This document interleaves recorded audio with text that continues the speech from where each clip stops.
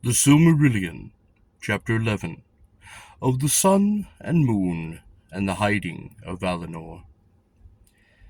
It is told that after the flight of Melkor, the Valar sat long unmoved upon their throne in the Ring of Doom. But they were not idle, as Fëanor declared in the folly of his heart.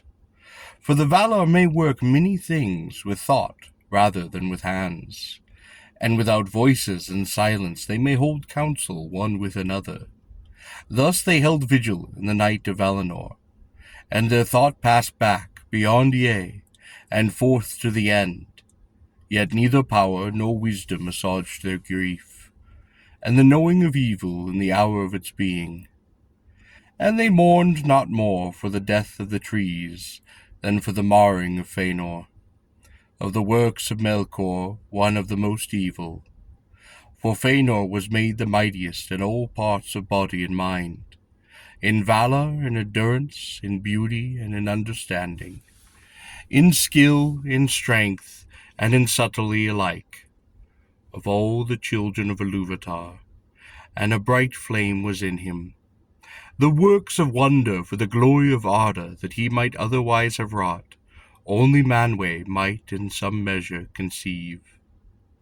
And it was told by the Vanyar, who held vigil with the Valar, that when the messengers declared to Manwë the answers of Fëanor to his heralds, Manwë wept and bowed his head. But at the last word of Fëanor, that at the least the Noldor should do deeds to live in song forever, he raised his head, as one that hears a voice far off. And he said, "So shall it be. Dear bought those songs shall be accounted, and yet shall be well bought. For their price could be no other. Thus even as Eru spoke to us shall beauty, and before conceived be brought into yea, and evil yet be good to have been. But Mandos then said, and yet remain evil, to me shall Fëanor come soon." And when at last the Valar learned that the Noldor had indeed passed out of Aman, and were come back into Middle-earth, they arose and began to set forth in deeds those counsels which they had taken and thought for the redress of the evils of Melkor.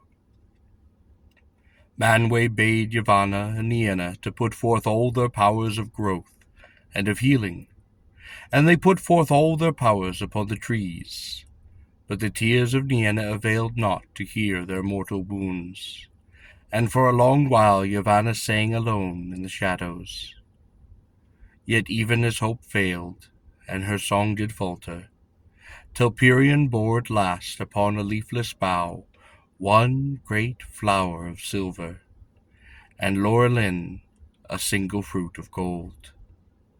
These Yavanna took, and then the trees did die, and their lifeless stems stand yet in Valinor, a memorial of their vanished joy. But the flower and the fruit Yavanna gave to Ule, and Manwë did hollow them, and Ule and his people made vessels to hold them and to preserve their radiance, as is said in the Norselan, the song of the sun and the moon. These vessels the Valar gave to Varda, that they might become lamps of heaven, outshining the very ancient stars, being nearer to Arda.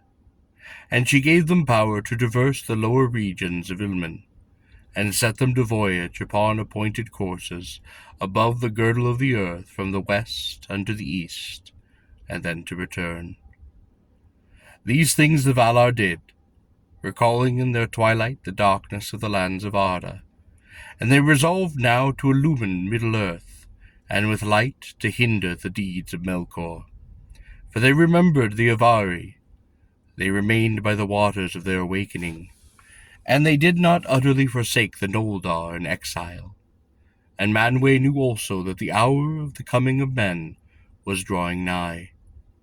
And it is said indeed that even as the Valar made war upon Melkor for the sake of the Quendi, so now for that time they forbear for the sake of the Hildor, the aftercomers, the younger children of Ilúvatar.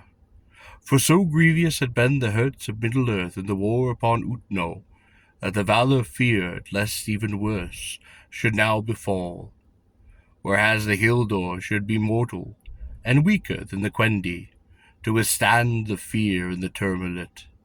However, it was not revealed to Manwë where the beginning of men should be, north or south or east. Therefore the Valar sent forth light, but made strong the land of their dwelling. Isil the Sheen, the Vanyar of old, named the moon, the flower of Telperion, in Valinor, and Anar the Fire Golden, the fruit of Lorelin, they named the sun. But the Noldor named them also Rana, the wayward, and Vasa, the heart of fire, that awakens and consumes. For the sun was set as a sign for the awakening of men, and the waning of the elves, but the moon cherishes their memory. The maiden whom the Valar chose from among the Maiar to guide the vessel of the sun was named Arion, and he that stirred the island of the moon was Tilion.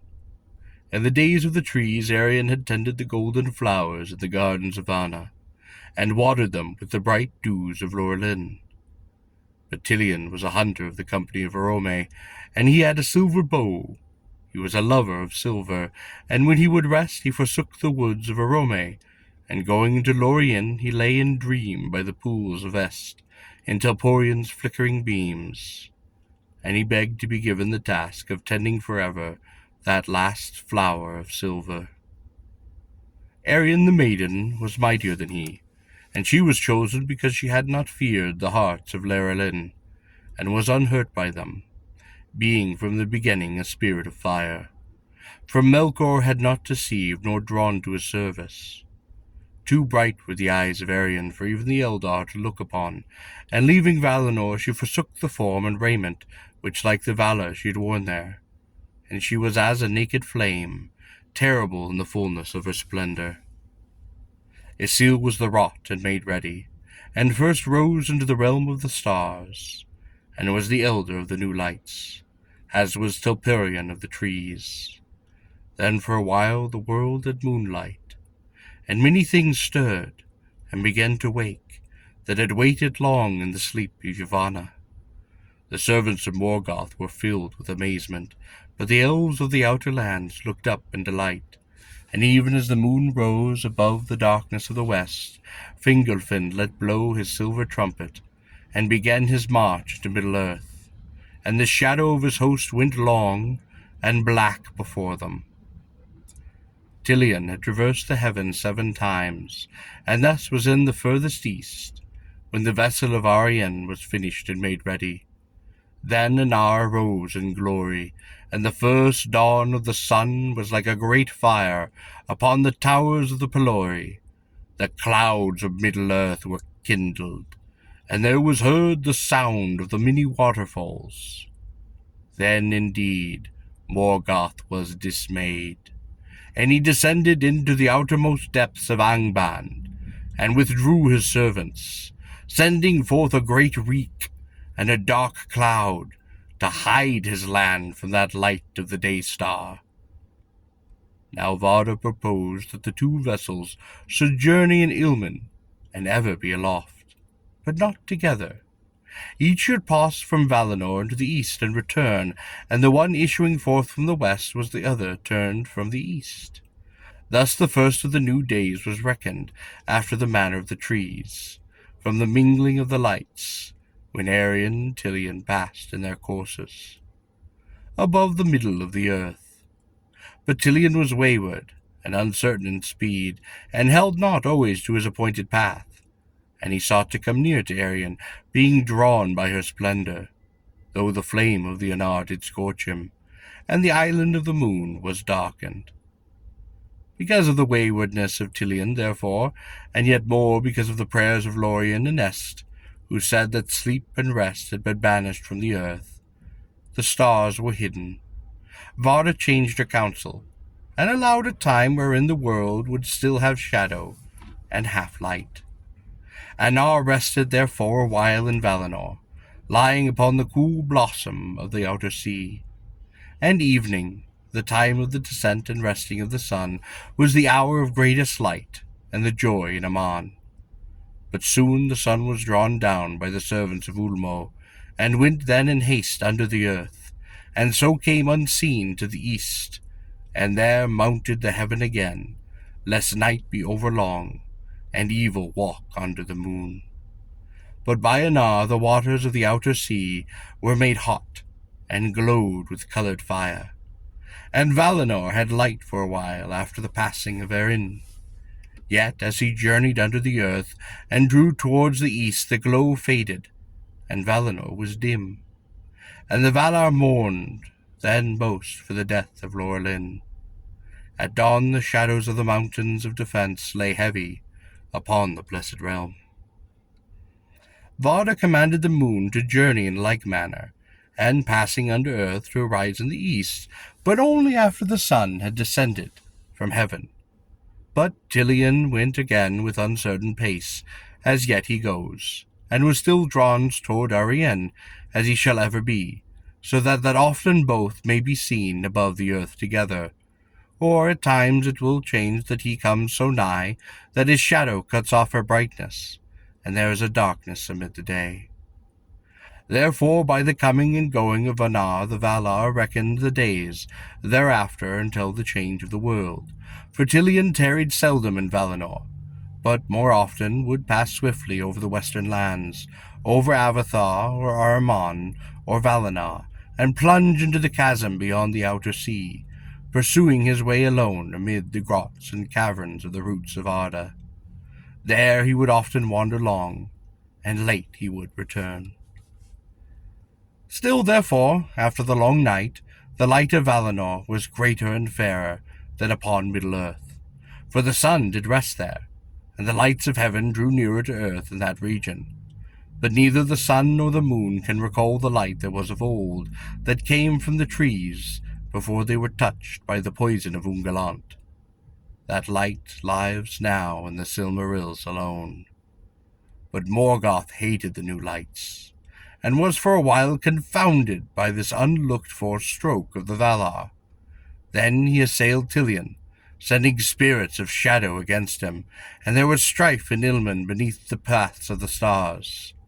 But Tilion was victorious, and Eren Morgoth feared with a great fear, but dared not come nigh her, and having indeed no longer the power, for as he grew in malice, and sent forth from himself the evil that he conceived in lies and creatures of wickedness, his might passed into them, and was dispersed. And he himself became ever more bound to the earth, unwilling to issue from his dark stronghold. With shadows he hid himself, and his servants from Arien, the glances of whose eyes they could not long endure, and the lands near his dwelling were shrouded in flames and fumes and great clouds. But seeing the assault upon Tilion, the Valar were in doubt, fearing that the malice and cunning of Morgoth might yet contrive against them. Being unwilling to make war upon him in Middle-earth, they remembered none the less the rule of Almaren, and they resolved that the like should not befall Valinor. Therefore at the time they fortified their land anew, and they raised up the mountain walls of the Pelori to the sheer and dreadful heights, east, north, and south. Their outer side were dark and smooth, without foothold or ledge, and they fell in a great precipice with faces hard as glass, and rose up to towers with crowns of white ice. A sleepless watch was set upon them, and no pass led through them, save only to the Calciere. But that pass the Valar did not close, because of the Eldar that are faithful. And in the city of Tirion, upon the green hill, Finarfin yet ruled the remnant of the Noldor, in the deep cleft of the mountains. For all those of elven race, even the Vanyar, and Ingwe, their lord, must breathe at times the outer air, and the wind that comes over the sea from the lands of their birth. And the Valar would not sunder the Tilari wholly from their kin. But in the Calciere they set strong towers, and many sentinel, and in its issue upon the plains of Almar a host was encamped, so that either bird, nor beast, nor elf, nor man, nor any creature beside that dwelt in Middle-earth could pass that league. And in the time also which songs called Nutale Velana, the hiding of Valinor, the enchanted isle was set, and all the seas about them were filled with shadows and with bewilderment. And these isles were strung as a net in the shadowy seas from the north to the south, before tall Arasa, the lonely isle, is reached by one sailing west. Hardly might any vessel pass between them, for in the dangerous sounds the waves sighed forever upon dark rocks, shrouded in the mists.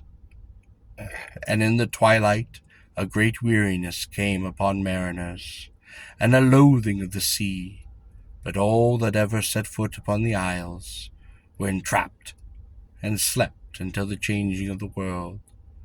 Thus it was that as Mandos foretold to them and Ahriman, the blessed realm was shut against the Noldor, and of the many messengers that in after days sailed into the west, none came ever to Valinor, save one only, the mightiest mariner of song.